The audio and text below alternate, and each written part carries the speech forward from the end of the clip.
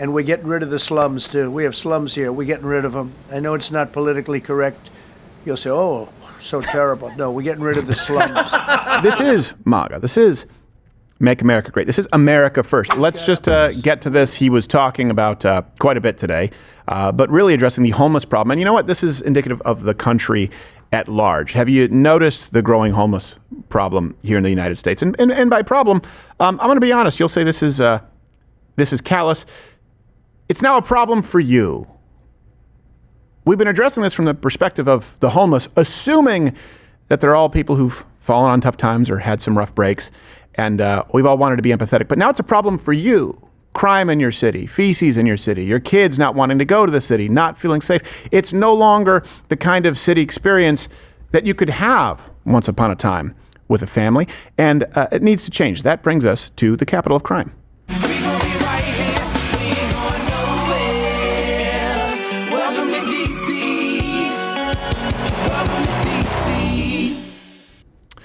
So I guess this is from earlier. President Trump opened the conference declaring that he is in fact going to federalize the DC Metro Police. Let's watch it. Under the authorities vested in me as the President of the United States, I'm officially invoking Section 740 of the District of Columbia Home Rule Act. You know what that is? And placing the DC Metropolitan Police Department under direct federal control, and you'll be meeting the people that will be directly involved with that. And you people are victims of it too. You know, you're reporters, and I understand a lot of you tend to be on the liberal side, but you don't want to get mugged and raped and shot and killed. And you all know people and friends of yours that happened.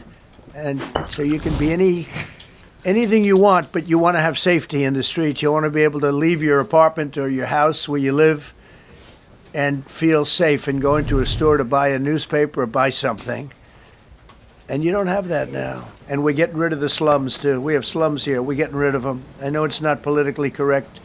You'll say, oh, so terrible. No, we're getting rid of the slums where they live. They'll immediately begin massive enforcement operations targeting known gangs, drug dealers, and criminal networks to get them the hell off the street, maybe get them out of the country, because a lot of them came into our country illegally. They shouldn't have been allowed in. They come from Venezuela. They come from all over the world. We're going to get them the hell out. And as I understand, we have another clip from earlier. This is all kind of taking place live. You know, this is MAGA. This is Make America Great. This is America First. And what do I mean by that?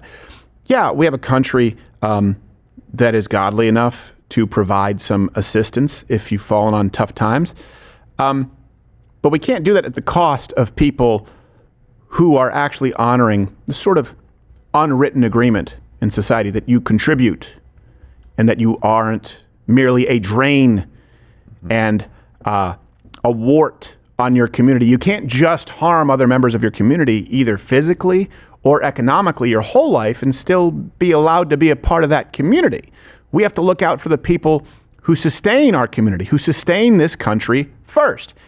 And those people are affected by the soft on crime leftist approach to homelessness. Here's the thing. It's obviously made it worse for you. It's made it worse for law-abiding, contributing citizens, the American worker. It's also made it worse for homeless people. But as I understand it, President Trump laid out some more plans to address. He's also taking questions live right now. Okay, let me see what he's asking. Before we go, okay. Yeah. But for other things, I've heard some pretty bad things. The other part of your question, I mean, we're just going to see what happens with it all. We're going to have a tremendous success in what we're doing. Other cities are hopefully watching this. They're all watching, just like everyone's watching here. They're all watching, and maybe they'll go for the Joker look, clean up, and maybe they'll She's been using brand get X. rid of the cashless bail thing. She's going for more of a Two-Face thing. That caused the problem. I mean, if you go back, this whole thing with cashless bail is a disaster. So many problems came that we never had before. So they're watching us today, and if they don't learn their lesson, see the Chiron says officers will be authorized to do whatever the hell they want. Zero doubt about that. Sounds like something he probably said. He probably did, but I don't think he means exactly that. I think what he meant was probably by officers, it means like the people in charge. Yeah. Military, you're not a military officer. If you're an officer, you're a leader. Yeah, it's not like a police officer. Yeah, I'm okay with it. You know, our secretary did a great job. They did a great job. There's no games. They didn't play games. And we're going to have the same thing here. But then I'm going to look at New York in a little while. Let's do this. Let's do this together. Let's see. It's going to go pretty quickly. And if we need to, we're going to do the same thing in Chicago, which is a disaster. We have a mayor there who's totally incompetent. He's an incompetent He's going to man. get attacked for this. And the spread. Of course he is. We have an incompetent governor there. Pritzker's an incompetent. His family threw him out of the business, and he ran for governor. And now I understand he wants to be president. But I noticed he lost a little weight, so maybe he has a chance. You know, you never know what happens. But Pritzker's a gross incompetent guy, thrown out of the family business. Laughing. But when I look at Chicago and I look at L.A., if we didn't go to L.A. 3 months ago, L.A. would be burning like the part that didn't burn. If he would have allowed the water to come down, which I told him about in my first term, I said, you're going to have problems. Let it come down. We actually sent in our military to have the water come down into L.A. They still didn't want it to come down after the fires. But that was it. We have it coming down. But hopefully, and this LA is a big watching. part of, you talk about that sort of, 80-20 rule where they force, was it 90-10, where they force the Democrats to take the 10% as far as their position. Yeah, Take 20 a radical seems a little position. too generous. People in Los Angeles, people in New York, people in Chicago, people who voted Democrat their entire life, this is not falling on deaf ears. They're going, yeah, well, it definitely hasn't worked. Yeah. Even if they think in principle, more soup kitchens, whatever it is that they do, more programs, more Narcan, they all know it hasn't worked, right? People living in the cities right now know that it's been going quite poorly. We have some stats to back that up, but I know we have another clip. But first, let me read the truth that he posted last night, which, frankly, I was going to say was more brash than this, but not really. He wrote, the homeless will have to move out immediately. Immediately. We will give you places to stay, but far from the capital. The criminals, you don't have to move out. That's good news, because we're going to put you in jail where you belong. This will be easier. Be prepared. There will be no more Mr. Nice Guy. We want our capital back. Thank you for your attention to this matter. And of course, there's always fallout. Poor actual Mr. Nice Guy is not doing all that well from, he's... Poor guy. Something tells me he'll land on his feet, though. I think he'll do okay. Hey, there you go. He's probably All right. So President Trump They says, say nice guys never win. I don't know. yeah, no, I think he's doing okay. So here are the three. Let me tell you if I were to solve this. 3 options, okay? If you're homeless. We need to separate those who are homeless to a transient degree. A lot of people, right, they have some tough luck. They're homeless for a couple of weeks or a couple of months. They get back on their feet. That's an entirely different group than those who are chronically homeless, meaning people who remain homeless for many, many months, many, many years. They stay that way for a very long time, no matter what you do. We need to separate those. So the chronically homeless, okay, you've got 3 choices. 3 choices. You either become, if you're not mentally ill, a functioning member of society who contributes, pays taxes, submits to drug tests, or you're institutionalized, as we used to do, if you're mentally incapable of taking care of yourself, or prison, if you're a felon. Prison, institution, or start working. You can't stay homeless for another year, do nothing, and cause only harm to the community. You comment if that seems pretty fair.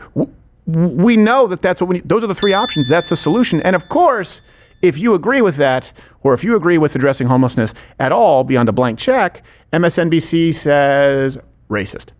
One of the things that we have seen over and over from the president, from his team, Stephen Miller saying it's like Baghdad in Ethiopia. They seem to hold their harshest criticism sometimes for cities that are majority black and brown. Do you see that, and what do you think that means? Right. Why are cities majority black and brown so crappy? I think that I have been dealing kind of with this issue for a number of years. It's kind of easy fodder on the campaign trail. But now we're talking about Why is it easy? governing, and my job is to focus on making sure our city is running well, and people enjoy a great quality of life. Okay. But they don't. So another Democrat mayor. Okay. How are you going to do that? Let's look at New York. Let's look at Chicago. Let's look at DC. Let's look at Detroit. Let's look at St. Louis. Take your pick. There's an exception. New York City Giuliani. What did they do? Oh, the exact opposite of what you guys have been doing for a very long time. And you vilified that man. As a matter of fact, he decreased crime by so much in New York City that Bill Clinton took credit for the national statistics when I believe about a third of the reduction was one city as a result of Giuliani. Mm-hmm. Wow. So quality of life, where are your answers? Let me explain to you the homeless problem in this country. Okay, key fact number one. You'll have people come out and go, well, crime has been consistently decreasing. Of course, COVID just threw that for a loop, but that's different from homelessness, okay? Also, crime is not simply being counted or registered as we look at the recent FBI and DOJ statistics, so you can't fully trust them. But U.S. homelessness is at an all-time high. From 1980 to today, it's increased by 4 times. We now have 4 times the amount of homeless people, mostly in our big cities, that we had in the year 1980.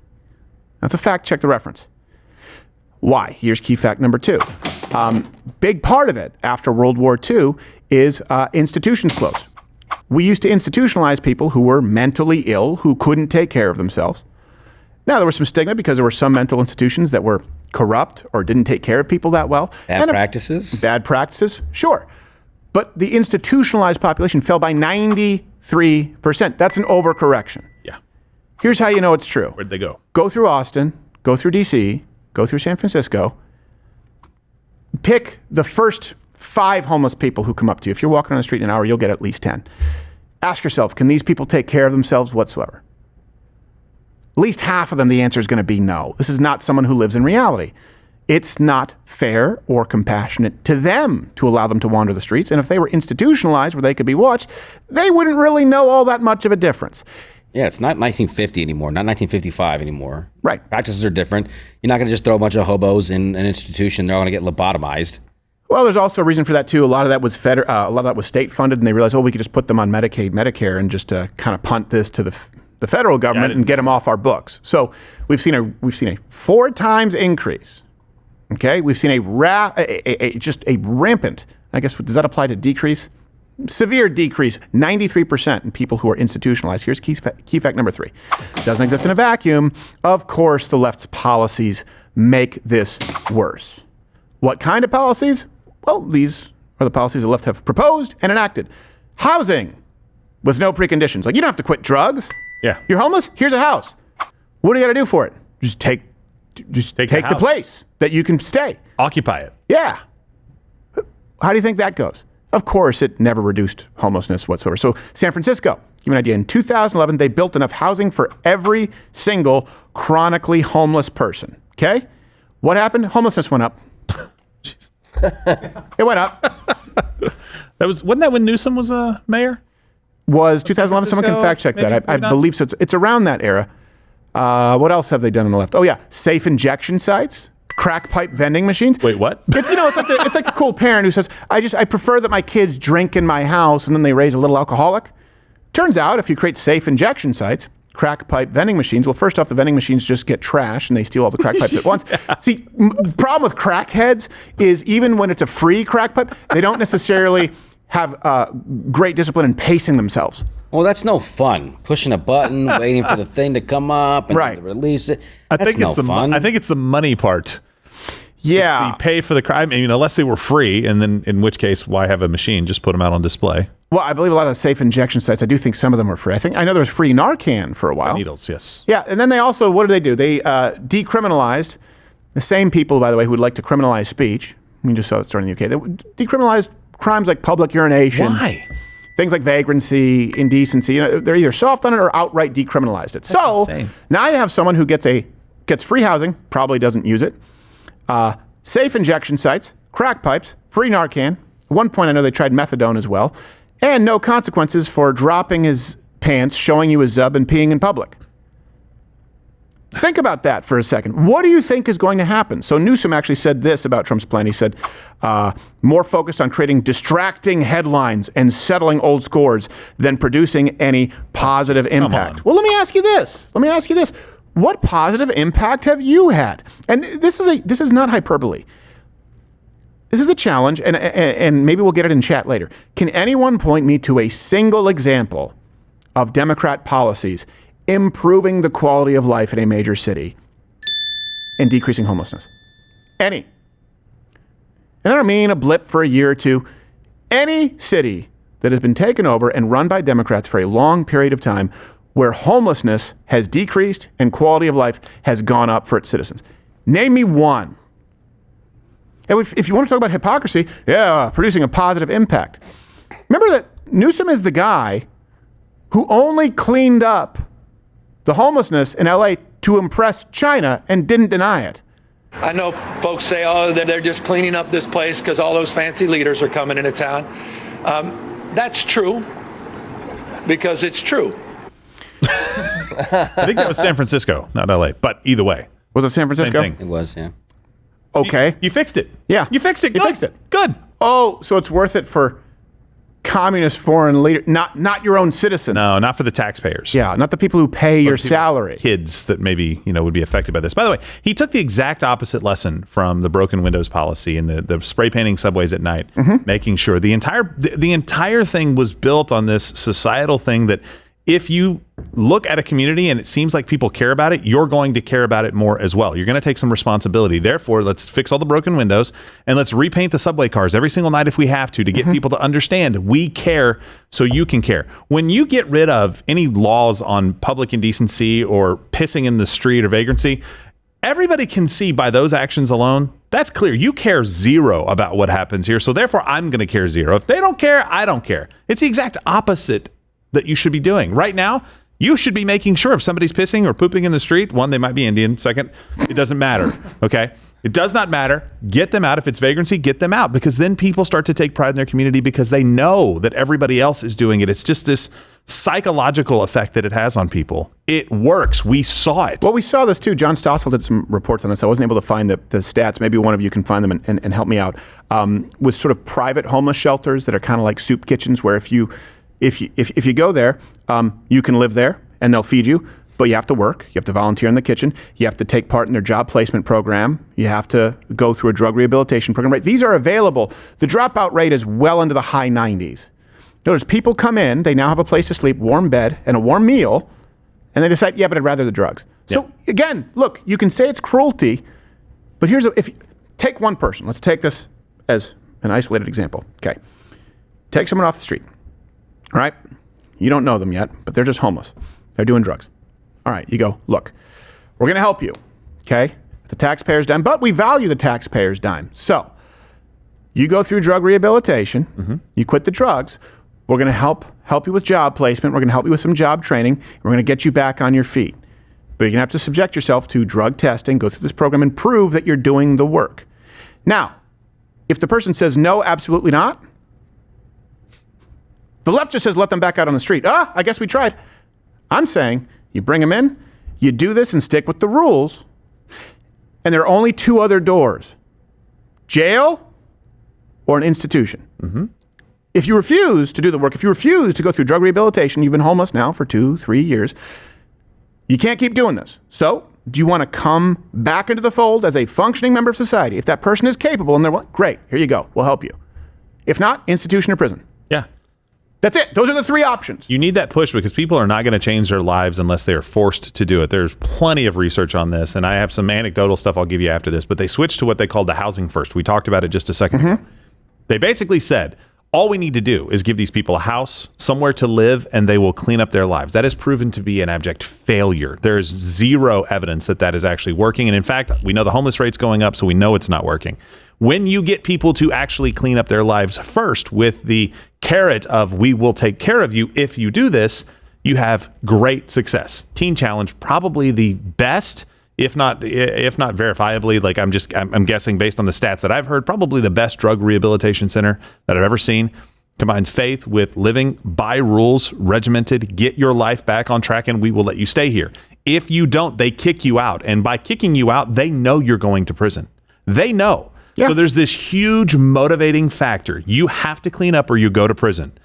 That helps people change their lives because then they can actually go on and live their lives. The housing first and treatment maybe somewhere down the road means we're just going to be funding this problem forever. Yeah, right now it's, hey, housing, you don't want it? Okay, free Narcan, free crack pipe vending machines. Let's just legalize all drugs. That'll solve the problem. At what point do we start taking you into account? You, the American worker. You want to know how you know this doesn't work? How many people do you know whose grown adult children have come back to live at home? Now, here's one example. Someone comes back after college. They're trying to figure out a job. I knew a family that said, great, come here.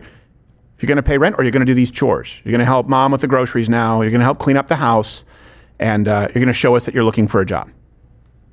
I've known a few people who've done that. Every single one of their children went on to success. I've also known parents who just say, yes, please. Oh, empty nest. We want you back with no requirements. Guess what?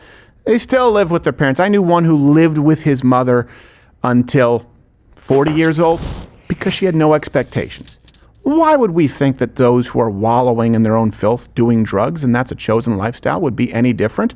You know, there are solutions that need to be provided. Of course, for people who love nuance, they don't seem to have any in their approach. It's time for Reddit retards.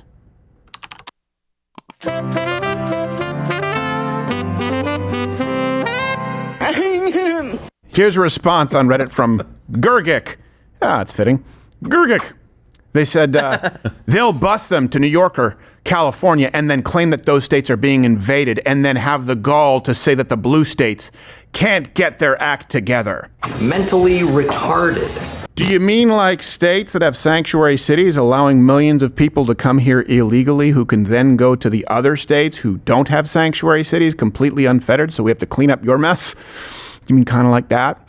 Disco Dreams writes, friendly reminder that the first people the Nazis targeted for mass extermination campaigns was the disabled and mentally ill. You make me happy. Is that true? Or was it Jews? It was kind of simultaneous. I kind of they were like, let's get the retarded Jews. Yeah. Well, they're Jews anyway, whether they're retarded or not. Let's just get all the Jews, it seems. I understand Himmler. He's both retarded and Jew, but the key word, operative word, is Jew. I want you to focus. Focus. The Jew. It's the Juden. It's all about the Juden. Now, by the way, nobody said exterminate either. Well, actually, you're wrong. One group does exterminate. That's right. Eugenics and euthanasia and assisted suicide. Oh, that's right. The left in Canada. Oh, the MAID program. That's right. You can kill yourself if you're depressed. You can kill yourself if you're disabled. No, they'll do it for you. You have a sprained ankle. That's right. They'll do it for you. Yeah. You got a little cough. Also, for socialized healthcare, they have death panels to determine if it's really the juice is worth the squeeze to give you treatment. So there's only one side that's proposed mass extermination. Oh, and by the way, not only currently, but historically, because the Nazis were National Socialists as well. Don't know if you know that. And then, of course, Mao and Stalin. So, yeah, it seems like there's a pattern there. Here's another one on Reddit. Turbulent_AD5674 wrote, give me your tired, your poor, your huddled masses yearning to breathe free. The wretched refuse of your teeming shore. Send these, the homeless, tempest toast to me. I lift my lamp beside the golden door. Retard alert! Yeah. So you understand that people yearning to breathe free. You know what this means when people are tired and poor? Here's the thing. Let's take that phrase when people try and quote the Statue of Liberty, which is not official policy. It's a gift. But okay. Yeah, the French wrote it. We didn't. Yeah. But even then, the spirit of it is tired, poor, huddled masses, yearning to breathe free. There you go. Oh, that's kind of important. So they're tired of what? Not being free. They're poor. Why? Because of an oppressive government. They're huddled masses. Why are they fleeing? They're fleeing an oppressive, thieving government, socialist governments, perhaps the monarchy, to breathe free. Now, that means you can be free. You're free to work for it. They worked in the old country and they got nothing. So they were tired and poor. They're coming here yearning to breathe free, not yearning to get free drugs and never do anything, never work. Yeah, yearning to leech off the state, yearning to destroy their communities. I don't think that's what it means. Yeah. It's what is this here? Oh, by the way, yeah, that's right. That quote was added to the poem. Was a socialist. So here's something else too that I want to tell you. There's if we do have a door number 4, so prison, institution, or you get back on your feet and you prove that you're willing to be a contributor. If not, there is a fourth option.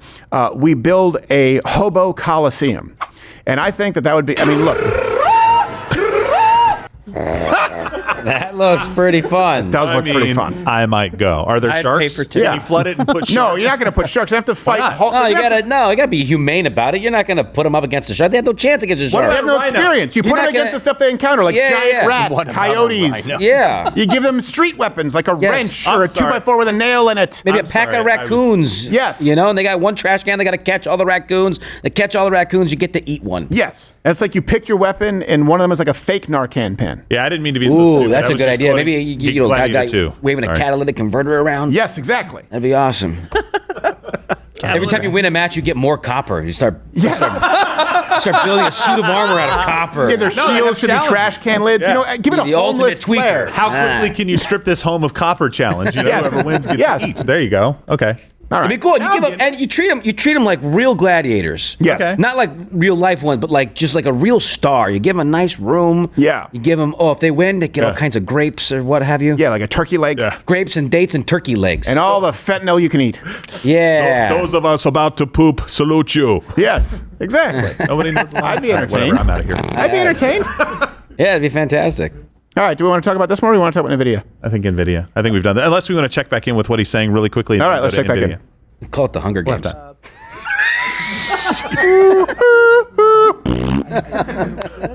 But it might be bad. And I'm here for one reason, to get rid of a war that somebody else started. Should have never happened. Oh, he's talking about the And if I could end Ukraine it, war. right?